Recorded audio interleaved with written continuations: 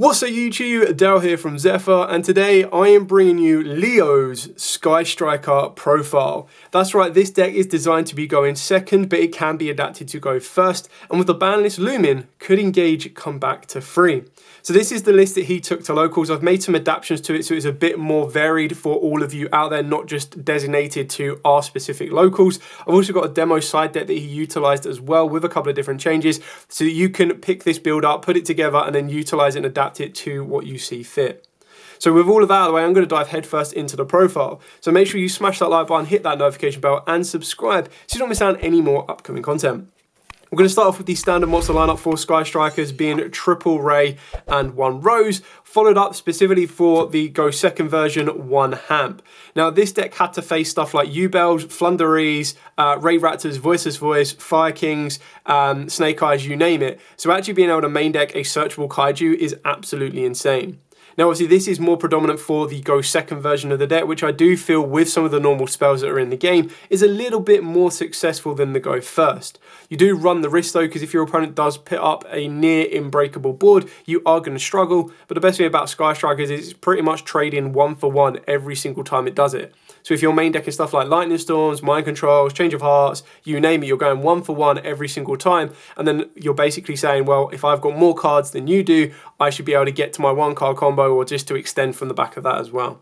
So being able to get access to Hamp does allow you to pretty much straight out deal with immovable towers, and anything that might set up like an insane Omni Negate or a Negate that you might not be able to deal with. So really kind of cool card. In the Ray Raptor matchup, which I was playing, he opened up the Hamp, was able to pretty much tribute off my Ultimate Falcon, and was able to build through the board. Because the one thing that strikers will struggle with is they do struggle with immovable objects that can't be targeted. So when you're looking at stuff like Dragoon as well, that's one of the biggest issues for this deck, because most of their cards target to take in the form of stuff like Widow Anchor and everything else. Then for the hand trap lineup, triple Ash Blossom, double Mourner, which is the hand trap of the month, and then double Veiler.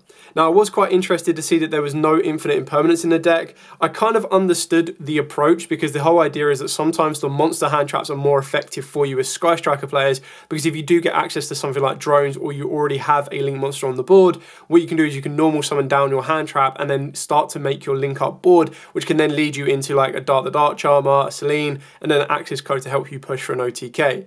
So it made a bit of sense that way, but I still feel that having imperm can be very, very important, just to be able to negate some of the back row as well. And it's also a hand trap that can be utilized first or second. So if you top deck it, quite like I was saying earlier, when you're going 1 for 1 with your opponent with every form of card you activate, an imperm is a very good 1 for 1 in that sense, because if they do have an Omni Negate on the board, as long as it can be targeted, you go imperm, target that monster, and then they either need to negate it or they're going to have it negated. So I feel that that is definitely something that I would personally change with this build, just to add a little bit more infection to the deck, but I also understand why you would be going with the monster lineup as heavier than you would.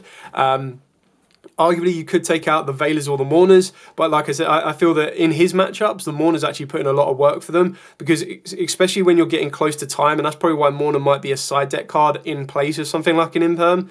If you Mourner one of your opponent's cards, it then forces them to go, right, okay, I can't let this leave the board, especially if time is close, because then I'm going to be down on life points. So it's definitely somewhat understandable, and it's something you might want to change depending on your playstyle. Moving into the spells, of course, double Engage. This card's just... it's so good for the deck. It's why the deck is still kicking around. It's why the deck is still doing as incredibly well as it is. Now, arguably, if this does come back to free on the most recent ban list, fingers crossed for Sky Striker players, then it does change the deck a little bit more. I still feel it struggles to deal with the modernized boss monsters that most decks are playing, but it does give the deck a huge amount of consistency. The fact that it's not hard once per turn, the fact that technically you can play Sky Striker, Mobilize, Engage 4 times per turn at minimum when you're looking at stuff like going through all 3 engages and then going through a Kagari to bring it back, and it technically acts as a better pot of greed, because it's like, okay, I'm going to choose 1 card I want, and then I'm going to draw a random card, which can be a hand trap, an extender, another form of interruption. It's incredibly powerful. And then of course triple Widow Anchor, not much more really to be said about this. This is their negate as well as their snatch steal in a sense, or a mind control in the main deck as a quick effect. Then triple Mobilize Linkage. This is obviously the most recent spell card that they've received. It just gives you that ability. As long as you control no monsters in the main monster zone, you cannot special summon monsters from the extra deck for the rest of the turn. Doesn't really matter.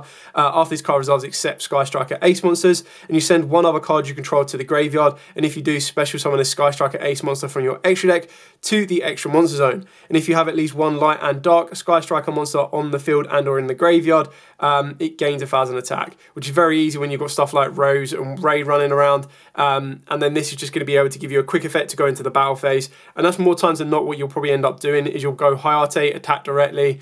Not to mention if you've already got a Ray to tag out, or if you go Ray, attack directly, tag out the Ray, go into Hayate, Hayate attack directly, activate linkage, tag that out for Kagari, Kagari attacks, and then in May phase 2 you're turning that into a Shizuku, and you're just doing as maximum damage as possible, as well as then building up your board and resource. His decision on 2 afterburners, which is completely understandable. This one is the one that allows you to destroy a monster in the monster zone, and if you have 3 or more spells in the graveyard, you get to destroy a spell trap on the field as well. So it's kind of like the main deck searchable, deal with a monster, deal with a back row, alongside obviously the jamming waves, which is basically the reverse of that. Deal with the back row, then deal with the front row. So it's really kind of cool, and this one is a non-target destruction, which is kind of important, but it really then just comes down to whether that monster can be destroyed or not, which is again the whole idea of towers can be one of the biggest enemies for this particular deck. And then we've got the 1 shark cannon, we've got the 1 multi-roll, the 1 area 0, the 1 eagle boost, and then of course the 1 drones. Maybe drones comes back to 2. That would definitely add a huge amount of consistency to the deck as well. I'm not saying that anything will 100% change in the Sky Striker list, but if something does change on the ban list, definitely something that could be very, very interesting for the deck as well. Just going to give it a bit more to kind of go through as well. Boost is pretty straightforward and simple on that one, and Motor Roll also pretty straightforward and simple. Now, one card I was a little bit concerned about that he was playing, because it was a go second build, is he was playing triple Upstart Goblin. Now, I did ask him about this. I was like, did you ever feel that Upstart really stopped you getting to the OTK? And the response was basically, yes, it would cause a bit of an issue for that, but you weren't always guaranteed to get to the OTK anyway. And what Upstart could then lead you into being another spell in the graveyard, not a hard once per turn, and the fact that it could get you into an engage to build up the extra deck to get all of your additional effects. You basically just out-resourced your opponent, which is why the gamble of Upstart was possibly worth it more times than not. So obviously understandable, if you just want to focus on getting to the OTK, you wouldn't play Upstart. You can play something like a Desires, but it can get a little bit risky. However, I can understand the Upstart usages, but I can see both the pros and the cons for it. The 1 terraforming, yes, you're only playing 1 field spell, but at the end of the day, if you hard open this and you already have your field spell, you just use the field spell to pop it, and it's another normal spell in the graveyard. Cool bit of grave to deal with those hand traps. Obviously, in a deck like this that goes engage, engage, engage, Droll sucks. So you do need to be able to protect against it where at all possible.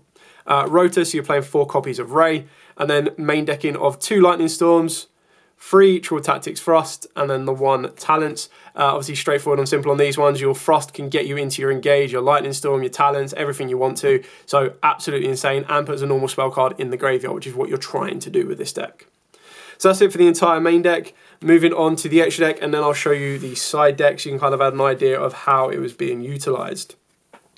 So for the extra deck, pretty staple on this one. It's probably the one that has, I would say, the fewest variations of cards, because you're literally just playing 3 Kagari, 3 Shizuku, 2 Hayate, 1 Kana. I feel that this, at this exact moment in time, is 99.999% staple. Some people might play 2 Shizuku, and that's only if you're going to be recycling these cards. And when we get the new support in the future, again, it might be something you may consider cutting down a little bit. But the idea is that you want to make sure you're recycling these resources, because getting to the grind game can be quite damaging. And that's something that I did notice through some of Leo's games, is that the major grind games where the deck could go toe-to-toe with strikers with resources, it did then become a point where you had to control your extra deck resource more than not. And that's when you might want the base, so that you could also send it and then spin some of these cards back, or a Pot of Avarice, or Jar of Avarice. No, it is Pot of Avarice to spin 5 cards back and then draw 2, sorry. So that's a way you could regain some of your resource, because at the end of the day, if you kept banishing the Kagaris and you didn't have ways to recycle them, or your opponent did that for you, then you're going to struggle a little bit more.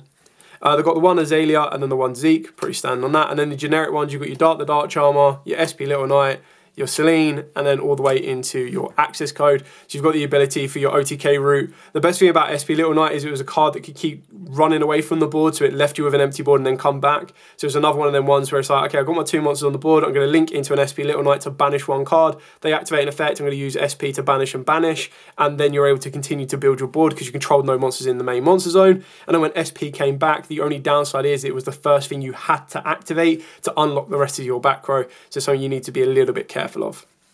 So that's it for the extra deck. We're now going to move on to the side deck. So for the side deck, we've got 2 Dinoressa Prankatops. The idea is that it's just a monster that is a very strong boss monster that also clears itself off of the board. It's a very good bait because being able to summon down a Prankatops, not only can it then just battle and out an SP Little Knight, it can then use its effect again in main phase 2 to tribute itself off to deal with a back row. So it's very, very good in that sense. It's also one of the best outs to Yubel in my opinion, because you can threaten to go to the battle phase to then make them bring back a Yubel monster, and then you can use Prankatops to tribute itself off to deal with Eternal Favourite or deal with the Nightmare Pain. So straight away it puts them in a position where, because it tributes as cost, they can't really use it as material, and then you're clearing off some of the cards you might want to deal with. You no longer have any monsters to attack with during the battle phase, so you can then go to your main phase 2 and you've pretty much been able to counteract their board a little bit. The one, Magnamute and the Druid Swarm, very interesting choices on this one. Again, DD Crow is obviously another good option, but the idea behind this is it's basically like a searchable 2-ofs and a send. So you'd go, Magnamute could then search out your Druid Swarm could then send, and if you do open up the Druid Swarm first, you summon it down, you get it off the board as link material or whatever, send one of your opponent's cards to the graveyard, you can then Magnamute and bring it back. So you've just got a loop of like DD Crows in a sense. The only downside is it leaves a monster on the board, so you need to make sure you're getting rid of it or using it as link fodder, which is quite easy when you're looking at stuff like Area Zero and everything else. Double Dark Hole, he did actually have Raigeki. I felt Dark Hole would probably be a little bit better because in the matchups where I felt my opponent or the opponent would try to counteract your Sky Strikers. Like, one of the biggest weaknesses for Sky Strikers is if they put a monster on your board that you don't really want there and you don't have a way to out it. I felt that Dark Hole would probably be a little bit more effective than a Raigeki. Not to mention, if you put a monster on your board that you can't get rid of because you haven't opened up a route to get rid of it in the form of multi-roll or a way to search into a Area Zero, then you still have Dark Hole that will also do the job for you. 2 Forbidden Droplets for those times when you do have immovable objects you can't really deal with, you can't target. Droplet can help you do that.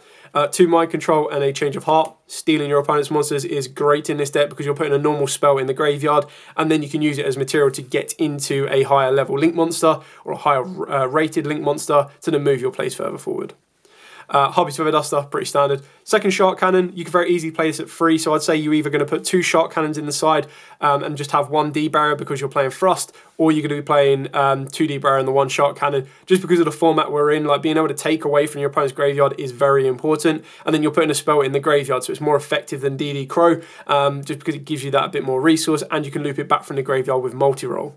The D barrier is pretty much in there for branded matchups if you are worried about getting gimmick locked. Also, more times if you're going first and you know exactly the matchup you're going for, you want to try and protect against it where at all possible. And having like a one-sided floodgate can be very, very important. You could arguably play something like DDG that I've also seen in Sky Striker builds, because the idea is that you would thrust into a DDG past your opponent, activate the DDG during their turn.